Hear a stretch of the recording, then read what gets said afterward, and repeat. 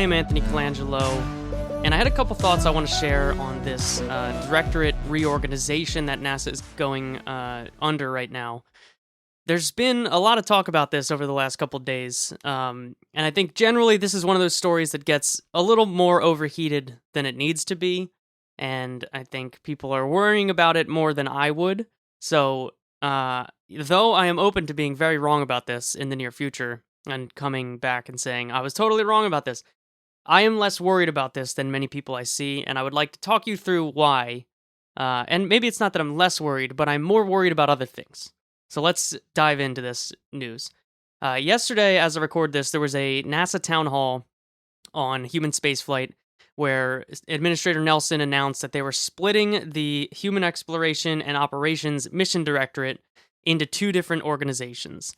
What that directorate was, it was created about 10 years ago by merging two different directorates, but that contained all of the human spaceflight missions and operations, per the name, obviously. That contained all of the human spaceflight projects in one organization. So that was everything from the International Space Station to what is now the Artemis program. Everything that involves humans getting on a vehicle and flying off the Earth was under that directorate. That was led by Bill Gerstenmaier for a long time. He departed under circumstances at which we don't really know the details of at this moment. There was some tumultuous time in the middle, and then back last June, Kathy Leaders, who was formerly the head of the Commercial Crew Program, was appointed the Associate Administrator for Human Exploration. So since June 2020, she's been running this organization. Her tenure included the selection of SpaceX as the Artemis lander for Artemis 3. She selected Starship. Her name was on the source selection document. We're going to talk more about that in a minute, but she was given, and rightly so, a lot of credit for that very bold decision, which we've talked about at length here on the show, so I don't need to rehash it entirely. But that was under her tenure as well. She has become a fan favorite over the past several years, and internally is very well respected as well. So she was the right person for that gig. But now this directorate's going to be split into two different things. So one will be the Space Operations Mission Directorate, and Kathy Leaders will be in charge of this one. That's handling the International Space Station, Commercial Crew still, since we're still working through getting Boeing Starliner up online, and also the commercialization efforts of low Earth orbit. And then there will be an Exploration Systems Development Mission Directorate, which will be responsible for the Artemis program and all future exploration initiatives that are not yet in the operations phase, but are still in the development phase, and I guess the initial checkouts would be in that as well. And that'll be run by a man named Jim Free, who was formerly the director of the Glenn Research Center. He was also the Deputy Associate Administrator for Human Exploration. He was basically the second under Bill Gerstenmaier before he left the agency back in 2017. And since then has done a couple different things. He was also part of the NASA Advisory Council. So he's been around this racket before. And he'll now be in charge of the Exploration Directorate. Now, where everything gets a bit overheated for my liking is that people instantly jumped into the fact that this was stripping the Artemis program away from Kathy Leaders, effectively demoting her by paring her responsibilities back, almost in half, and taking what many see as the more interesting stuff off of her plate and putting that in a separate directorate, and then having her focus once again on the ISS. There's a couple of different branches of this that people are hot and bothered about, I guess, that they are saying, well, she was the one that had a name on a document that picked Starship that started this whole drama that we've been seeing play out, where there's protests and litigation and stop work orders, and everything is being held up to prevent SpaceX from working on that Artemis 3 contract and prevent NASA from working with SpaceX on that. So this is stripping her of those responsibilities because people are mad at her for making that decision. And I think that's wrong from the first character of that paragraph on, for a handful of reasons. Number one, in the town hall yesterday, and there was a media call after that, Administrator Nelson and others referred to the fact that this had been a plan that had been going back almost a year. It was something that came from the transition team. So after the election, once the transition team came in, this was something that was being talked about. So not quite a year, but all of this calendar year, this has been being talked about. Not only that, this was talked about in the previous administration as well. It didn't happen back then, but the idea was being tossed around that this reorganization would make sense. So, much like the Space Force, it happened eventually, but it had been talked about for a very long time. And I know for sure that that's not just spin coming out of the heads of the agency, because I've talked to multiple people over the past day that say, yeah, this was in process for quite a long time, predating the decision to pick Starship. So, that's something that is out there. The other thing is, Kathy Leader's, her bread and butter has been Commercial Crew Program, and she clearly loves that. She spent so many years on that. So if given the choice here, she probably would have picked that one anyway. I think it would seem very likely to me that would be the one that she would be really into, to continuing the work there, to still driving that forward. Importantly, the low Earth orbit commercialization effort, I think that's a huge part that I want to talk about in a couple of minutes. So I wouldn't count it out that this is the one she would pick if given the choice herself, and if somebody else wasn't making this decision. So I don't want to count out that part of it, that you're stripping the agency from her to make the decision that this is where she would rather work. I don't know for sure that that's the case, but I wouldn't be surprised by that. And lastly, the other thing I would talk about is this being retribution for picking Starship.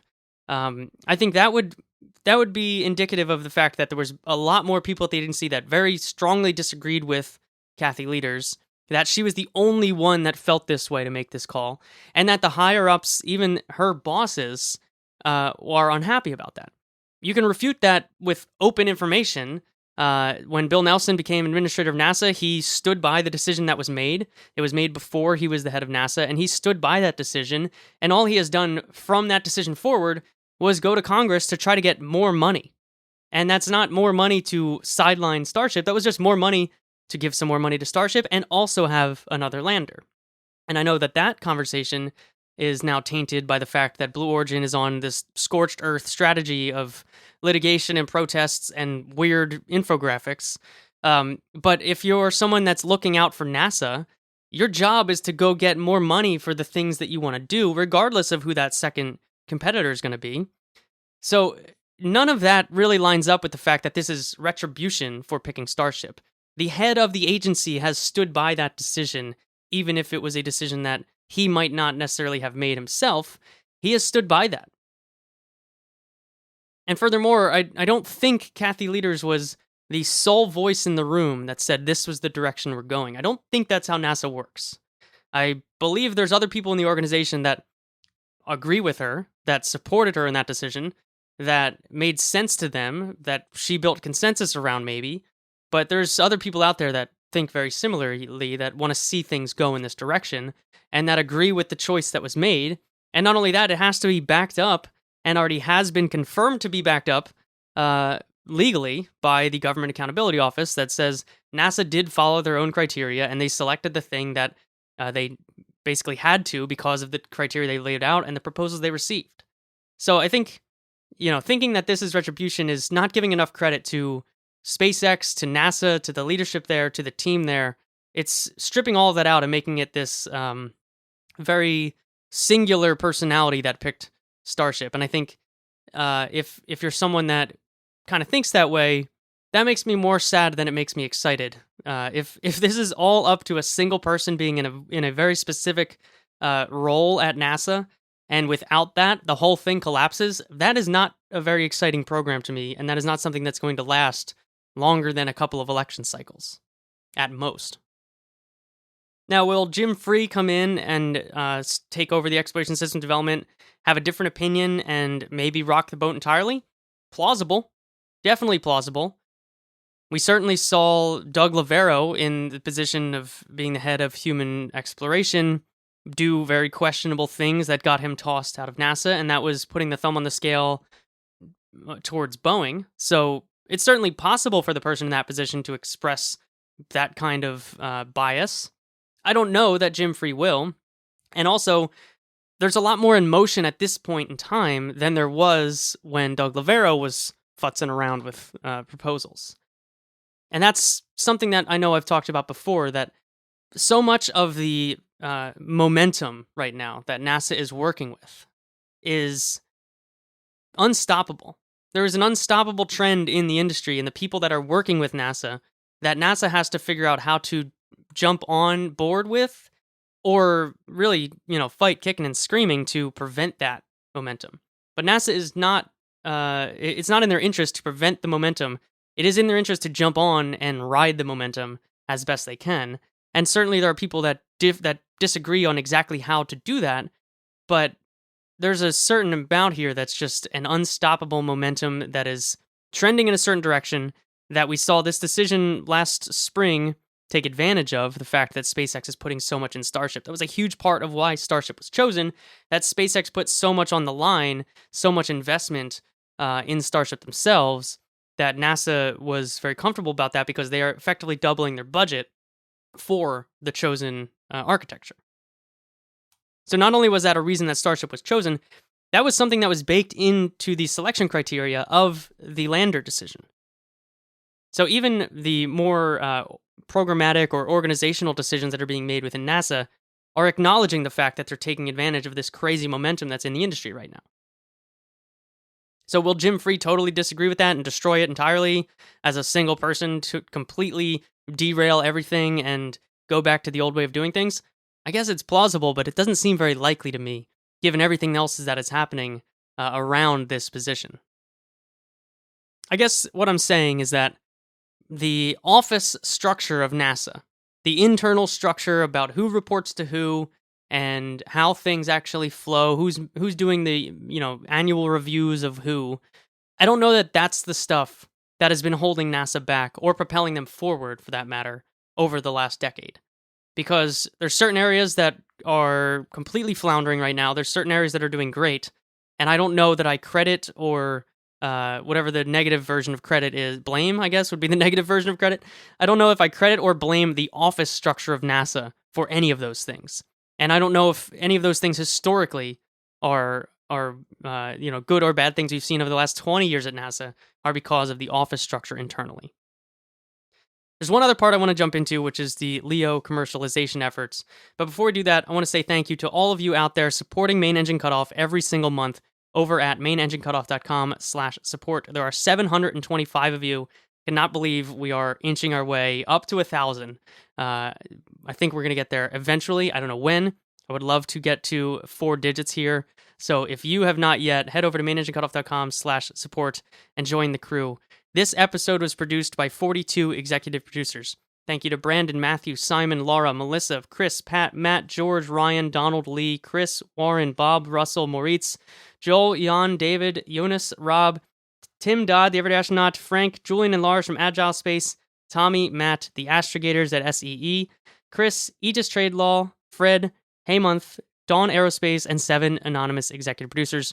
Thank you all so much for your support, for making this show possible.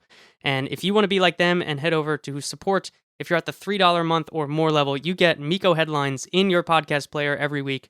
It's an entire other podcast that I do, where I talk about all the stories from the week, give some opinions on things that might not make its way to the main show here, but you should be aware of. And it's a great way to keep up on space news, to help support the show, and get more of my voice in your ears if that's your kind of thing. So thank you all once again for the support. All right, so one of the things that Kathy Leaders is a fan favorite because of is that it was seen when she was put in charge of the human spaceflight division, it was seen that she was going to take the best lessons learned from the commercial crew program and apply it to Artemis, and apply it in the same way that the commercial crew program has succeeded to something like a lunar lander. And the Starship decision was heralded as an example of that. But there's another area that I think is a huge problem for NASA right now that needs to be solved in the next 5 to 10 years, and I think that same reasoning gives me a lot of hope that it will be solved by Kathy Leaders. I don't know if you've noticed, but I'm an alarmist on the ISS at the moment. I am very concerned about the state of the ISS. I'm very concerned about the ISS partnership generally. There's a lot of rabble-rousing that I hate out of Russia. There is a lot of hardware issues coming out of Russia. There's NASA trying to save face on some of these things, but internally, I would hope they are more angry than they're showing externally. Specifically, stuff like the Nauka docking that has happened recently, spun the space station. There's some major incidents happening there. And the thing is showing its age. And not only that, it's the typical problem of, the ISS is a huge commitment. It is a huge budget line item that is sitting there that is preventing NASA from spending money in other areas. It's something that's been talked about for a decade at least, but it's something that I think we are really starting to see as budgets get weird. We're still in this cycle now where, the federal government's not going to have a budget for who knows how long.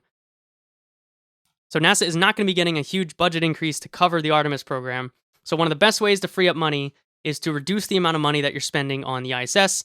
Not only that, like I just mentioned, the ISS is going through some rough times right now. So the idea to commercialize low Earth orbit, to have commercial space stations to at first contribute to the ISS, like Axiom will be doing, they'll be adding modules to the ISS, but to eventually have free-flying space stations that serve NASA's purposes in a way that is enabling them to spend less money because they're partnering with somebody else, they're buying services on a space station the same way they're buying services to get to the space station today. That seems like the winning ticket. And, not only does it seem like the winning ticket, there are companies working on it actively right now. Axiom Space is already doing this with the ISS. They're working towards building out their modules right now. They already have approval to do that. Blue Origin has talked a lot of game over the past couple of years about commercial space stations. They've shown off some renderings, at least, of like, here's our initial thing that we could do up in space. NanoRacks has talked about it a lot at length. And there's a whole host of other companies that are thinking in this way. And we just saw last week a private mission to orbit. Didn't go to a space station, but certainly went nice and high, and it was a totally private mission to orbit. That, there's no reason that other governments or even NASA themselves couldn't buy one of those missions to do something that might not necessarily need the ISS, but just needs time in space with people.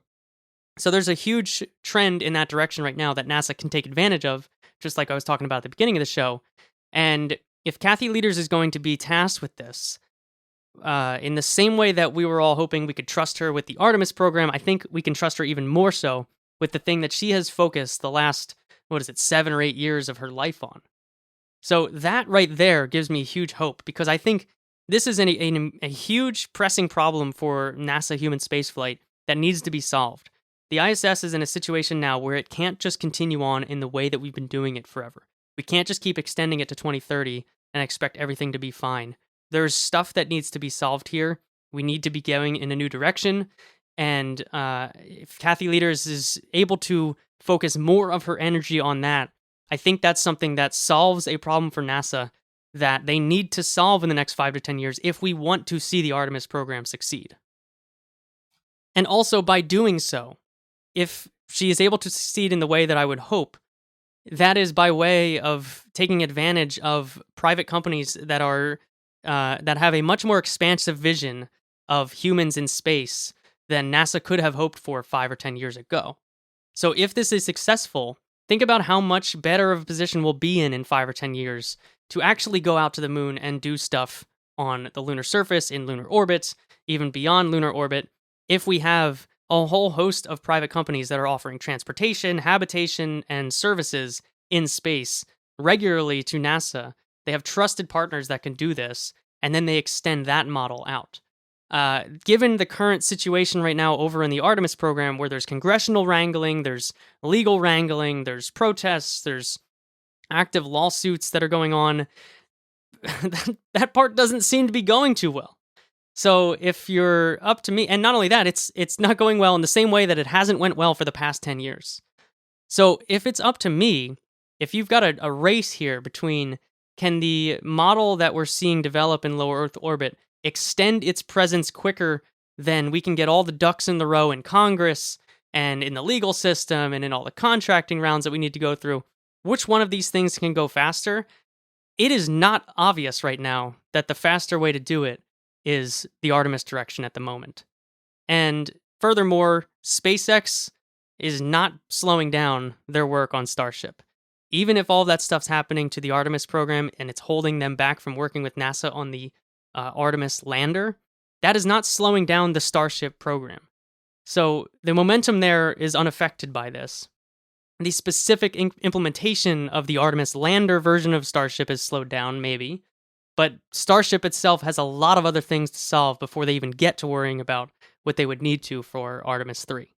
So if we've got somebody who knows exactly how to achieve what NASA needs in low Earth orbit and get them off of the ISS in a way that grows the industry and grows the supplier base that they can rely on to do their other stuff, and SpaceX is unaffected by the political and legal wrangling of the Artemis program right now and is continuing its momentum, that part of the industry seems a lot more hopeful to me than, the part that is going to be under this new Exploration Systems Development Mission Directorate and Jim Free. Nothing against Jim Free. Maybe I will in the future, but right now I have no reason to, think that he's going to go one way or the other. I'm just looking at the trends. I'm looking at the problems that need to be solved that are immediately in front of NASA and the trends in the industry that work around that. And that side of things seems very hopeful to me. I'm putting more stock in that, and I'm excited to see where that goes. So hopefully, if you're somebody out there who is a little worried about this, who doesn't really know what to make of it, this helps you get into my mind a little bit and maybe chill out a little bit about this decision and see how it goes for a couple of months. But anyway, for now, that's all I've got for you today. I will likely be back talking with you soon because there's been a lot of stuff happening this week. I still want to talk about Inspiration 4, so I will be talking to you soon. And once again, thank you all so much for your support at mainenginecutoff.com/support. If you have any questions or comments, hit me up on email, anthony@mainenginecutoff.com, or on Twitter @wehavemiko. And until next time, I'll talk to you soon.